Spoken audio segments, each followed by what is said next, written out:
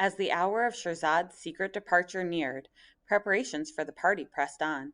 To Natsia's dismay, it was not to be a simple dinner party.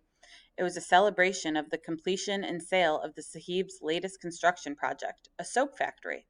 Natsia overheard Seema Baji talking on the telephone, saying that the sale of the soap factory would finally bring the Sahib back to the level of success he had enjoyed before his finances had been sabotaged by bad contracts. Natsia hoped that the Sahib's success would mean the Baji would finally pay her and Amma for their labor, even though the agreement was only for room and board.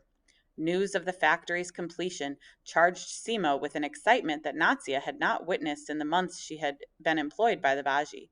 The Baji's nervous energy permeated the house and drew everyone into the task of cleaning and preparing for the party. For the next 2 days, Natsia, Amma, Shirzad, and even Isha scrubbed the house down, dusted, washed, and swept until their shoulders felt weighted with cinder blocks and their gaits took on decidedly noticeable limps. Even Shanaz, who had found a job 2 doors down, moonlighted to help weed the garden, beat the silt-infused rugs, and scrub the layers of packed dust off the deteriorating metal window screens. Natsia went to bed exhausted, too tired to discuss Shirzad's escape plans with him. His ticket was hidden in her bag of soiled clothes, the bag itself stuffed in a corner of the servants' quarters behind the sharpai she shared with Isha. She could only hope that once he got off the train at Moulton, he'd know how to find his way to his grandmother's house. She guessed that he'd been dreaming about his escape for so long. For her even to worry that Shirzad might get lost was simply ridiculous. He could probably find his daddy blindfolded, with his ankles strapped together. Shirzad was the only one who went to bed each night with energy left to spare and secret thoughts that kept his eyes open far into the night. On Saturday, the caterers came just after 4 o'clock to set up the tent. They brought stacks of red chairs with foam backing and lined them in rows facing the house. As the workers began setting up the tables and chairs, Natsia went inside to make the afternoon tea.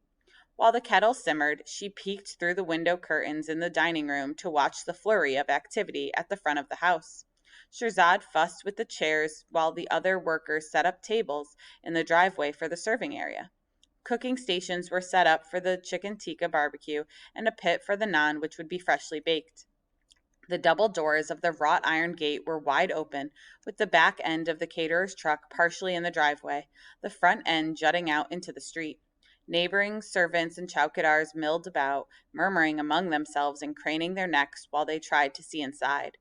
When she heard the whistle of the kettle, Natsia went back to the kitchen and removed it from the stove. As she stood on her tiptoes and reached for the cups, the kitchen door squealed. Shirzad stood at the screen door, his expression worrisome. "What's wrong?" "Your mother wants you out front. Your Abu is here." "Abu?" Natsia set the cup down with a bang. She wiped her hands on her dupatta and followed Shirzad. She caught a glimpse of Amma just outside the gate. She couldn't tell if Amma was laughing or crying. A few workers peered curiously past the truck blocking the gate. Natsia ignored the workmen. She moved past the tables in the driveway and around the truck and stopped just outside the gate where she spotted Abu. Her back stiffened. She called out her salam without moving. "What's this? No hug?" Abu laughed. He came toward Natsia and hugged her. Her face was lost in his shirt and the stench of sweat was overpowering. "Look at you! What happened to you?" He pushed her away to take a better look. "You've grown so much. You're taller than your mother." "Maybe if you were around more, it wouldn't be such a surprise," she wanted to say. Instead, she shrugged. From behind Abu came a gravelly voice. "The last time I saw you, Natsia, you were sickly looking. Your face is fresher now, and your father is right. You have grown." Natsia stiffened as Abu stepped aside, revealing Uncle Tariq. Natsia nearly gasped when she saw the man next to her uncle, a man Amma was clinging to now. The features that were always nothing more than a blur in her mind sharpened with a sudden clarity as she recognized the boy she had once known as a child, the boy she had once been engaged to, Salman. What was he doing here? Natsia's heart started to race as she tried to fathom the meaning of her unexpected visit. Amma released Salman's arm and waddled up to Natsia, her expression gleeful. "Your Abu went back to the village after the misunderstanding with Baji. Tariq Bai was kind enough to take him in." "Misunderstanding, Amma? Abu was trying to hawk the things he'd stolen. You pulled the money from his pocket, remember? Shh! Ahmad glanced at Uncle Tariq. Lower your voice, Natia. Abu cleared his throat and leaned in closer. We spoke of you and Salman, he said. Your futures have been tied together for years. Angry words from old men should not change the course of destiny. He raised a hand to smooth his daughter's hair, but when she leaned away, he let it drop. Your uncle has come a long way for you, again. Even before her father said the words she knew were coming, Natsia's knees trembled. Abu peered into her face, his forehead rippled. I brought your uncle to prove to you that I fixed everything. He is willing to dismiss the Jehe and uphold the engagement. Tariq and Salman are here to take you home. His brows lifted and his eyes shone. Do you understand, Natsia? You're getting married. Natsia expelled her breath sharply. She turned toward Salman and noticed he wasn't much taller than herself. His frame was much smaller and wider than Uncle Tariq's, and his belly protruded, stretching his kurta. His face was weathered, but his doughy cheeks and saggy chin softened the lines around his eager eyes. Could this be the answer to everything? No more cleaning houses, no more sewing clothes for other girls, no more threadbare cast-offs and hand-me-downs. Most importantly, no more watered-down lentils and stale bread. The sudden swish of a broom sliced through the heavy silence. She saw Shirzad sweeping the already clean driveway, his body bent at the waist, his arm moving in spastic jerks. His hair fell forward in his face so that Natsia could not see his eyes. But it was obvious to her that he had overheard her father's news. If she left now, how could she help Shirzad escape? With only one servant on hand, Seema would keep the boy so busy he would never get the chance to sneak away and make it to the station in time to catch the after-midnight train to Multan. How could she give the boy so much hope, only to snatch it all away at the end? But could she risk angering Uncle Tariq? If she refused to leave now, would Uncle Tariq understand, or would he feel slighted again? Would it mean that her chance to get married and return to Punjab to live as Salman's bride would be gone forever? She knew that her uncle's renewed offer of marriage was a magnanimous gesture and one not to be taken lightly.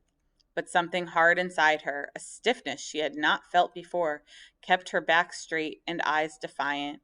She turned away from Shirzad and found her cousin digging wax from his ears. His mouth curved into a crooked smile while he extracted a pudgy finger from his ear and wiped it on the bottom of his kurta. Natsia's skin crawled. She turned to her father. I have to get back, Abu. We can talk after Baji's party. Abu shook his head. You don't have to. You can leave with us this very minute. Natsia tried to keep her voice even. I can't leave now. Baji needs me. Don't be crazy, Beta. Amma pressed her arm. Seema will be fine. You gather your things and let's go. Amma, I can't. Why not? She knew her mother wouldn't understand. If we leave now, Seema will be so upset. She'll make sure we never find work in the city again. Stop being ridiculous. After you get married, you'll never need to work in Karachi. There is no need to be so loyal. She is nothing to us. Let's get your things. Amma tugged Natsia gently. Nai, Amma. Why was her mother being so stubborn? Amma, I need time to think about this. She paused. I don't know if I want to go at all. Are you mad? Amma whispered. This is what I have prayed for. Your Abu has finally done what he should and fixed the mess he started. Are you going to throw it all away? No, Do you want to clean houses for the rest of your life? Do you want to end up like Shanaz? Natsia pulled her arm away. No, I don't. But I don't know if I want to marry Salman either. Amma gasped. Ya Allah, I always knew you would do this. Do what? I've always told you that your thoughts were dangerous. Remember? Not those of a girl about to be married? Yes, Natsia said. But Amma, if you know this about me, why do you keep insisting I go against my wishes or my own thoughts? Why do you pray for something I pray against? Amma raised her hands. Ya Allah, I should have paid attention to the signs. Why did you keep me blind? Ya Allah, grant me the patience to deal with this child, she cried. Why are you doing this to me, Ya Allah? Natsia glanced quickly at her uncle. Amma, stop it, she hissed. We have to make them leave. Uncle Tariq stepped closer, his mustache twitching. What is this? He demanded. Is the girl rejecting my son? Amma and Abu both turned to him, hastily assuring that everything was fine. Of course not. She's just confused about her loyalties, Amma said. She is worried about the Mem Sahib's party. Many people are coming, and Natsia feels badly about leaving now.